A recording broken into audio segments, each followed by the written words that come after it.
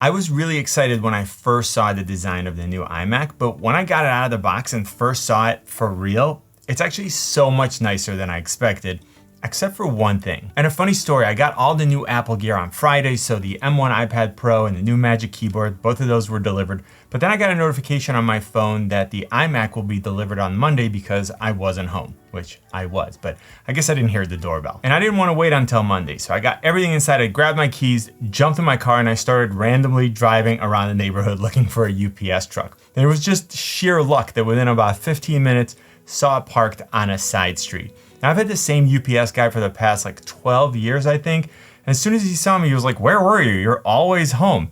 Long story short, signed for it, got it, drove it back home. Now, unboxing the iMac made me want to buy whoever designed the packaging a cup of coffee. Like, I don't know who you are, but on the off chance that you're watching this, shoot me a DM. Let's make it happen. I wish I had filmed it, but I didn't expect it to be so nice. So #fail. Anyway, you get a power cord, power adapter. Mine has the gigabit Ethernet port because I got the 8-core CPU and 8-core GPU version. I also got the Magic Keyboard with Touch ID, the Magic Mouse, and the Magic Trackpad. Now, one mistake that I made because I wasn't paying attention during the checkout process is that I didn't upgrade to the Magic Keyboard with numeric keypad. So if you're gonna order one and that's a feature that you want, there's like a little link on the ordering page that says change to another keyboard, and you can select another option there. I wish they had made it a button just so that it's more noticeable, but now you know. Now finally, you get a USB-C to Lightning cable so that you can pair the Magic Keyboard with the iMac when you first set it up. Now I love the attention to detail with this entire setup. So Apple created matching braided power cord and USB-C cable, plus the matching Magic Keyboard, trackpad, and keyboard. So the whole thing looks really nice and clean together. I will get to the M1 chip later on because a lot of you are already familiar with just how powerful it is, but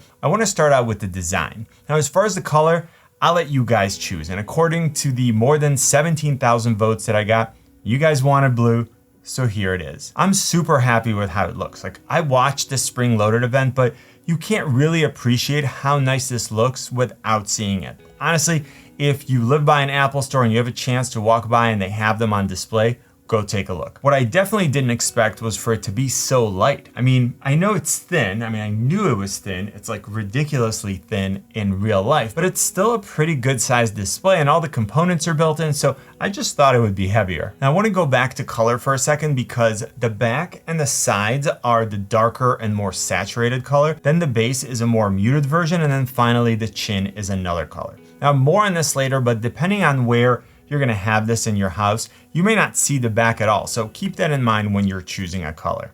Now at the launch event, there are a lot of shots of the iMac in a setup where the back was visible to the rest of the room. They really focused on the integration of this computer with your home life, not just as part of a dedicated workstation. And this is where a single power cable, which can also carry your internet signal, is really nice. Now with a wireless mouse and keyboard, it's a really minimalistic and low profile setup. You could definitely put one in your kitchen or living room and it would almost look like a piece of art. Now, another reason why I like all the color options is because it almost intentionally draws attention to this beautiful piece of tech. And of course, if you want to stay low key, then just pick up that silver one. It almost feels like Apple wants users to incorporate this iMac into the design of their homes rather than just trying to hide a computer in plain sight. I still want to see a matte black one, but I'll let it go. Now, the next thing I was really curious about was the display because this isn't all in one. So there's like no upgrading, no choosing components. It is what it is. Now the good news is that the new 24-inch display does not disappoint. It's a 4.5K DCI-P3 Retina display, which is a wider color gamut that provides more accurate color reproduction. We've got 500 nits of brightness, just like we have on the M1 MacBook Pro. And like I said in my iMac It's Complicated video, I'm glad that they went with a brighter display rather than the 400 nits on the MacBook Air. Now this way it's easier to see it in brighter environments. Now one choice that surprised me was the glossy display. It does have an anti-reflective coating, but it's still quite reflective and there isn't an option for a matte finish. So I'm very curious to see how this plays out as I test it in different areas around the house. And it's absolutely something that I'll cover in my more detailed review. Now aesthetically, I do want to point out one thing that stood out about the front of the Mac that I didn't expect. Like, I don't actually mind the chin, but I do have some comments about it. Like first, it's a different blue. So it's not the same hue as the brushed aluminum on the stand, which is actually the same color as the iPad Air 4. It really, or maybe it just looks really similar. Almost looks like it's the same color. But anyway, the chin itself is a little bit lighter. And also because it has a glossy finish, it does stand out more than I thought it would. Now let's talk about the image quality. Now while watching content, the 4480 by 2520 pixel display is actually quite impressive. It's crisp, it's clean, and the image looks great.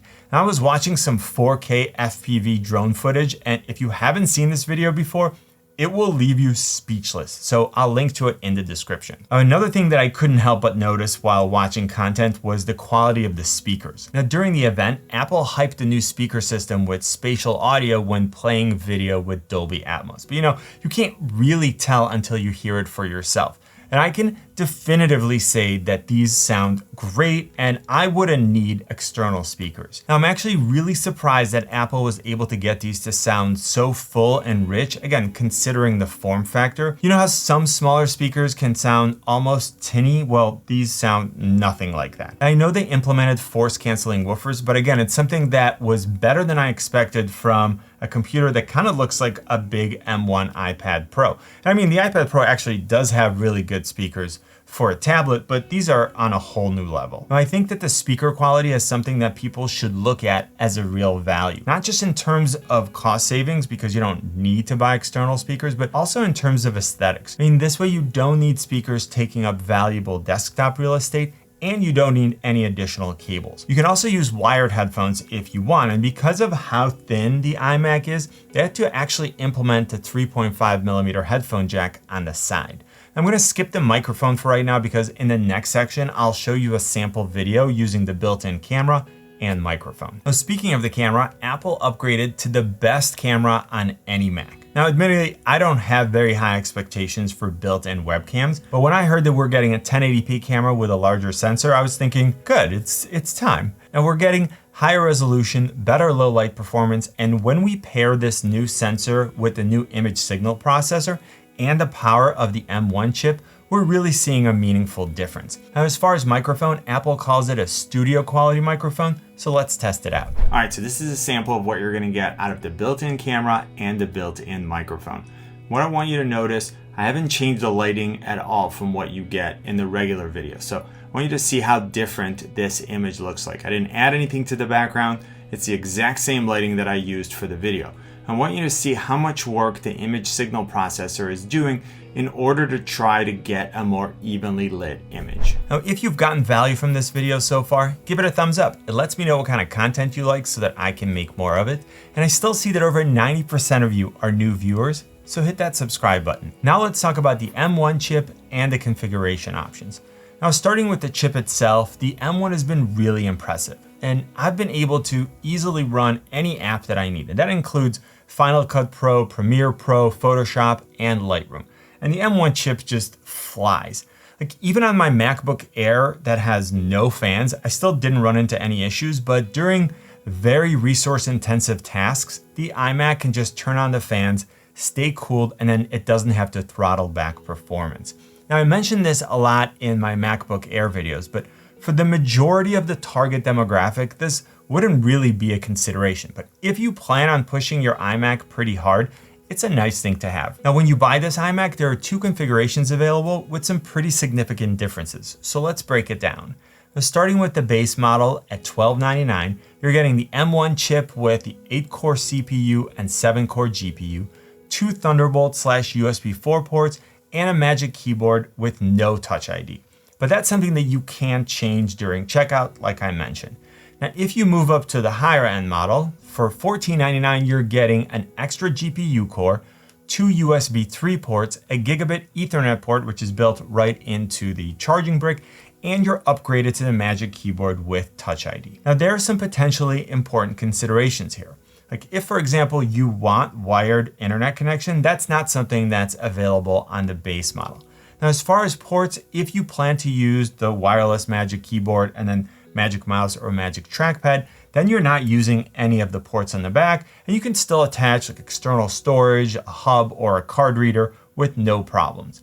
Now, if you're going to use wired accessories, then you may need more than the 2 ports, and you're probably going to need some sort of adapter because there are no USB-A ports. Now, my guess is that the majority of the target audience is going to use the provided wireless accessories. I mean, the whole concept of the iMac is to get a streamlined, compact, all-in-one minimalistic desktop. The next difference between the models is the maximum internal storage. So the base model can only go up to 1 terabyte. The higher end model can go up to 2 terabytes, and both models start with 8 gigs of unified RAM and can be upgraded to 16. As far as choosing, the extra GPU core wouldn't really be a reason why I would upgrade. I just don't see it offering a meaningful enough performance boost. I would get the higher end model if you need more USB ports, want a gigabit Ethernet port, are already going to add Touch ID, or want 2 terabytes of internal storage. Remember that you can't upgrade the M1 computer, so whatever you choose for RAM and internal storage is all you'll have for the life of the device. If you're looking to add external storage, I did do a comparison of some of the most popular SSDs on the market, so I'll link to that video at the end of this one. I'm also working on a more detailed review, which should be up in about a week. Hopefully this video was helpful. Click on my face to subscribe and then watch one of these videos. You know what I always say? Buy it nice or buy it twice. Good luck and see you soon.